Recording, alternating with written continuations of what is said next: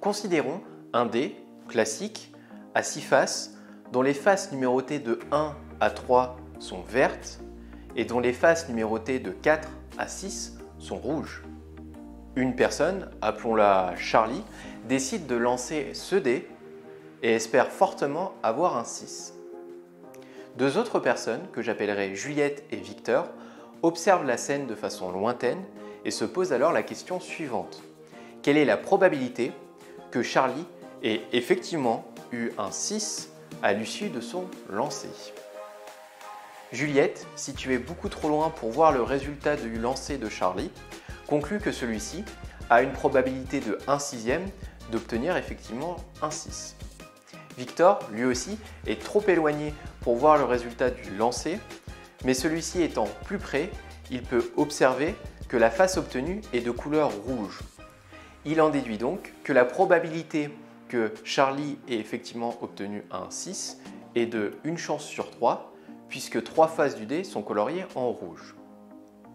On constate ainsi avec cette petite illustration que si l'on sait qu'un événement s'est produit, ici le fait que le dé soit tombé sur une face coloriée en rouge, alors la probabilité de l'événement recherché qui est ici obtenir un 6, alors cette probabilité peut être amenée à être modifiée.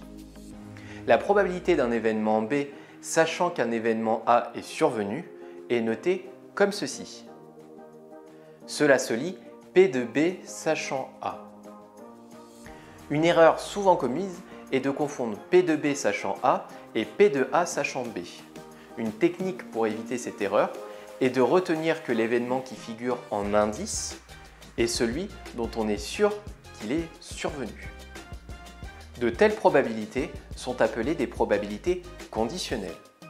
En effet, leur valeur est conditionnée par la réalisation d'un événement autre que celui directement étudié.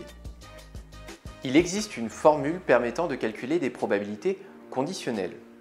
Si on se donne A et B, deux événements tels que la probabilité de l'événement A soit non nulle, alors on a P de B sachant A est égal à P de A inter B divisé par P de A. On constate que le dénominateur de cette fraction est constitué de P de A, c'est-à-dire la probabilité de l'événement dont on est sûr qu'il est survenu. C'est d'ailleurs pour cette raison que l'on a supposé au départ que P de A devait être non nul, sinon dans la formule, on aurait eu une division par 0, ce qui est interdit. Bien sûr, si la probabilité de l'événement B était elle aussi non nulle, on pouvait aussi écrire P de A sachant B est égal à P de B inter A divisé par P de B. L'événement B inter A est l'ensemble des issues qui appartiennent à la fois à l'événement A et l'événement B, ce qui revient exactement à l'événement A inter B. Je peux donc réécrire ma formule et ainsi dire que P de A sachant B est aussi égal à P de A inter B divisé par P de B. Ainsi, seul le dénominateur change entre les deux probabilités. Prenons un exemple pour illustrer cette formule. Considérons une classe où disons 40% des élèves portent des lunettes et où 5% des élèves sont des filles qui portent des lunettes. La question est alors la suivante. Quelle est la probabilité qu'un élève qui porte des lunettes soit une fille? Alors commençons par analyser la question avant de s'en lancer dans d'éventuels calculs.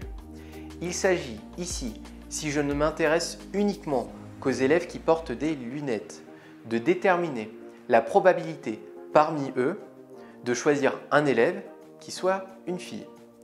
Je sais donc que l'élève que je vais choisir va porter des lunettes, seul son sexe m'est inconnu. Comme l'événement « l'élève porte des lunettes » est réalisé d'après la question, pour répondre à cette question, il va bien s'agir de calculer une probabilité conditionnelle. Notons alors L l'événement « l'élève porte des lunettes » et F l'événement « l'élève est une fille ». Ici, on cherche donc à calculer P de F sachant L. Pour cela, on va appliquer la formule. P de F sachant L est égal à P de F inter L divisé par P de L. Commençons par déterminer P de F inter L. P de F inter L est la probabilité que les événements F et L aient tous deux lieu simultanément. Autrement dit, concrètement, cela signifie que l'on recherche la probabilité qu'un élève de cette classe soit à la fois une fille et porte des lunettes. La valeur de cette probabilité nous est donnée dans l'énoncé. Elle vaut 5%, c'est-à-dire 0,05. Ainsi, P de F inter L égale 0,05. Intéressons-nous maintenant à P de L. P de L est la probabilité qu'un élève de cette classe porte des lunettes. Cette probabilité nous est aussi donnée par l'énoncé et elle vaut 40%, c'est-à-dire 0,4. Ainsi, P de L égale 0,4. Remplaçons maintenant ces deux probabilités dans la formule donnée au départ. On a ainsi que P de F sachant L est égal à 0,05 divisé par 0,4, ce qui nous donne 0,125. Ainsi, dans cette classe, la probabilité qu'un élève qui porte des lunettes soit une fille est de 0,125. Alors, deux remarques très importantes avant de conclure cette vidéo. Premièrement, une erreur courante est de confondre probabilité conditionnelle et probabilité d'une intersection d'événements. Si je reprends mon exemple, la probabilité qu'un élève de la classe soit une fille et porte des lunettes n'est pas la même que la probabilité qu'un élève qui porte des lunettes soit une fille. Dans le premier cas, je m'intéresse à l'ensemble des élèves, qu'ils portent ou non des lunettes ou qu'ils soient ou non une fille, et je cherche à savoir s'il est probable que l'élève que j'ai choisi soit une fille et porte des lunettes. Dans le second cas, je ne m'intéresse qu'aux élèves qui portent des lunettes et je cherche à savoir si l'élève que j'ai choisi est effectivement une fille. Ainsi, pour savoir si l'on doit utiliser une probabilité conditionnelle pour répondre à une question, il faut voir si celle-ci précise qu'un événement donné, qui n'est pas celui directement étudié, est réalisé ou non.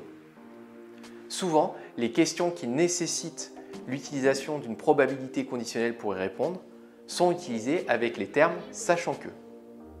Deuxièmement, si la formule donnée dans cette vidéo permet de calculer efficacement des probabilités conditionnelles, il n'est pas toujours nécessaire d'y recourir pour calculer une probabilité conditionnelle.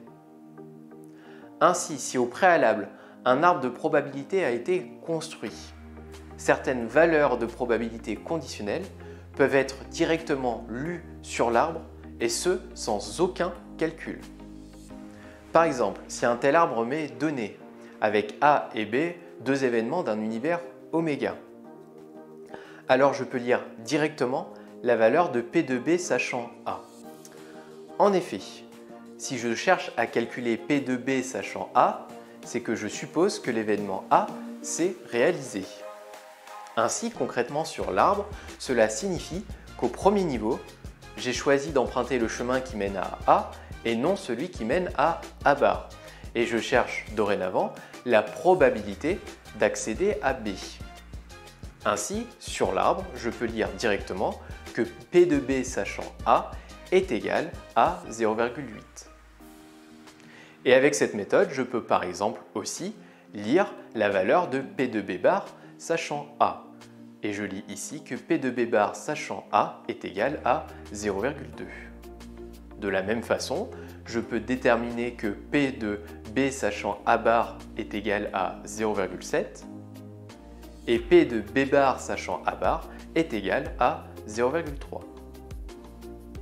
Alors attention, toutes les probabilités conditionnelles ne peuvent pas être lues sur l'arbre de probabilité. Ainsi, par exemple, avec cet arbre, je ne peux pas déterminer directement la probabilité P de A sachant B. Je dois au choix soit construire un autre arbre de probabilité ou sinon utiliser la formule décrite précédemment dans la vidéo.